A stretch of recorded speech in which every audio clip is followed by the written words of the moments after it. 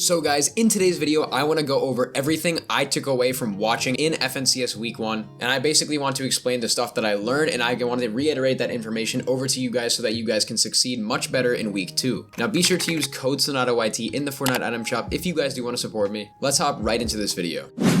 So I want to begin by going over what I learned about the FNCS format. Now, this FNCS format is going to be a very high point one. There's going to be plenty of points for eliminations and also for placement. However, the format is heavily elimination based, with 4 points per elimination in each and every single time you get a kill. This in turn will result in a lot of people W keying, especially in their early games, which not only will prompt you to need to try to play more defensive, but also it'll give you the opportunity and the ability to want to get more kills. What I would recommend you try to do, and this is what a lot of the pros have been doing in this past week, you need to try to get a couple of high elimination games. And what I mean by that is 10, 15, 20 kill games, or you should try to consistently get eliminations throughout each game of your tournament. Now, obviously, the reason for this is because you guys are going to be maximizing the amount of elimination points, which will not only match the amount of placement points you get, it might even exceed that number. So for example, in the opens of last week's Week 1 FNCS, Peterbot and Booga came in first place, and they had a total of 9.9 average eliminations. This was the highest of any team in the entire tournament, and it was absolutely phenomenal how they did, getting over 575 points and absolutely beating out second place by almost 30 points. Now basically what you should take away from that is that W keying is definitely very smart and eliminations are necessary in order to place well and qualify.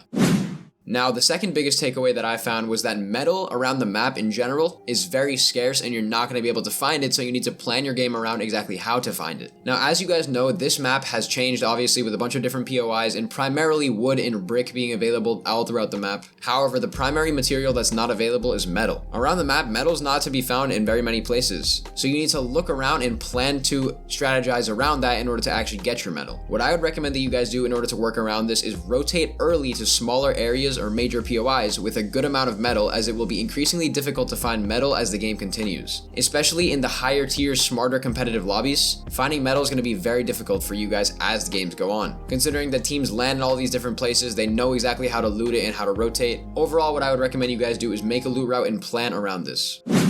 Now getting into the actual stages of the game, early game fights was a really big takeaway that I found. Now what I realized by watching professional players is that early game fights, especially during opens, are highly dependent on loot and shield. The faster that you have loot, materials, and shield, the more likely you and your duo are to win the off-spawn fight. This basically comes down to who knows your POI best, who knows how to land there the best, and who knows where to get the best loot the most consistently. And obviously fighting skills do play a role in it. However, loot is honestly very variable this chapter, and if you're able to maximize and get the best loot, you're most likely going to win the fight. What I would recommend you guys do to try and practice this is if you're playing scrims or arena or generally any game that you're playing in Fortnite, land at your POI and absolutely learn it inside and out. Learn every single chest spawn, every single floor spawn, every single ammo box. Understand exactly how you guys can get your loot the fastest so you can win the off-spawn fight. And once you get to a high enough level, pros will have the same ideas as you, so you basically just need to become the best at your craft when you're landing at this POI in order to win most of the off-spawn fights. Continuing on, the early and the mid-game rotation is quite another large aspect of this FNCS. Now, this map tends to be most contested around the major POIs such as Anvil Square, Faulty Splits, and Brutal Bastion. Now the reason for that is because there's big POIs and then large expanses of open land around them. However, the POIs are the highest concentration of loot area on the map, so if you land or go around there, likely you're going to be contested by a lot of people, and you're going to be surrounded on the congested side of zone. What I would recommend you guys do is learn exactly where the dead side of zone is going to be. If you don't remember, dead side is the side of zone that's closest to the edge of the map and the furthest away from the majority of players that are rotating in from around the map. You can oftentimes find this once again on the edge of the map, but dead side is most definitely the way to go in order to rack up your placement points. Look for your rotations on the dead side of zone and abuse mobility such as zip lines, ice, slap juice, pretty much anything you can. Abuse your augments if you're able to. It's very important that you're able to maximize the amount of time that you guys spend actually farming and positioning and getting eliminations on the dead side of zone rather than being on the congested side and getting stuck in sticky situations. And another key takeaway for the early and the mid-game rotation, it's quite important that you guys understand exactly how to get around places quickly. Now what I mean by this is that you learn the different geography areas of the map. Still to this day, after playing Chapter 4 for almost 3 months,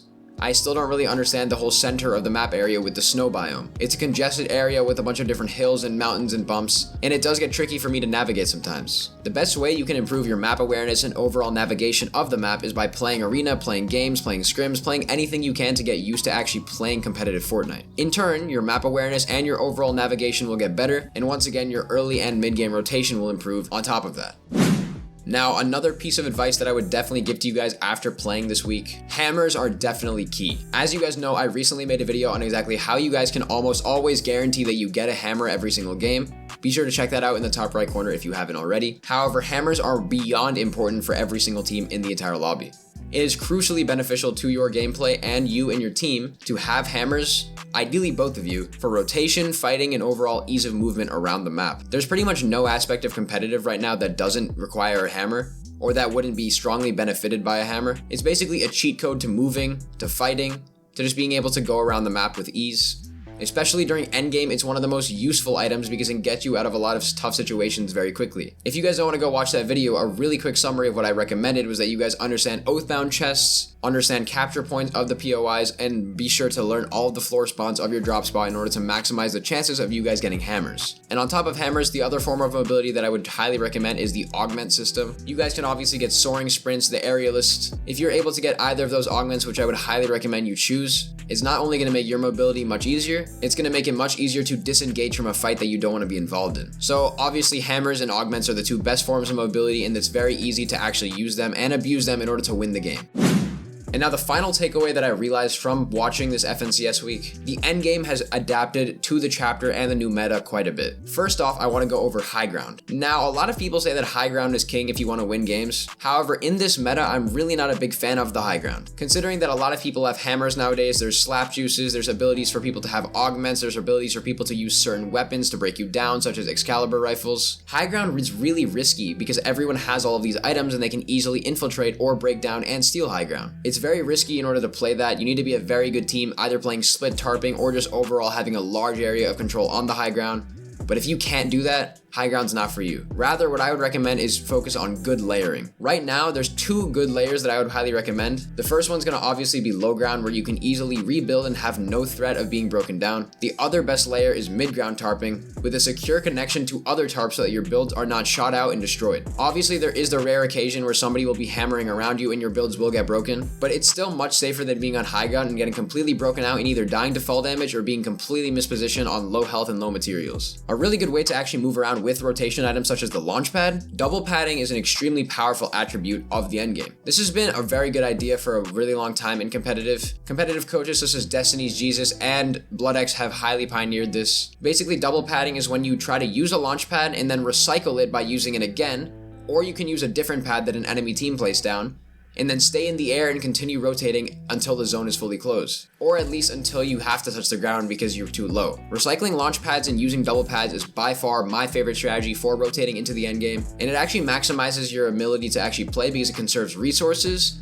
and guarantees your safety because you're less likely to be sprayed out of the air because people have trouble aiming in those close quarters endgame situations. Obviously, that comes at the expense of being able to rotate and get information and eliminations onto people, but it's still very valuable because you're going to be able to rack up placement points, and you can look for elimination points later or earlier in the game. Anyways guys, those are all of my takeaways from FNCS Week 1. If you guys did enjoy, please consider dropping a like and subscribing to the channel down below. I definitely enjoyed making this video for you guys. I found it very entertaining to actually review what I saw over this past week, and I think that a lot of you guys who are playing FNCS will have a really good chance at succeeding. Obviously, FNCS is much more competitive considering that you need to be in elite division for it, but I think that you guys will do just fine as long as you listen to a lot of these tips. But that's about it for this video, guys. Be sure to like and subscribe to the channel, and I will see you all in the next video. Bye, guys.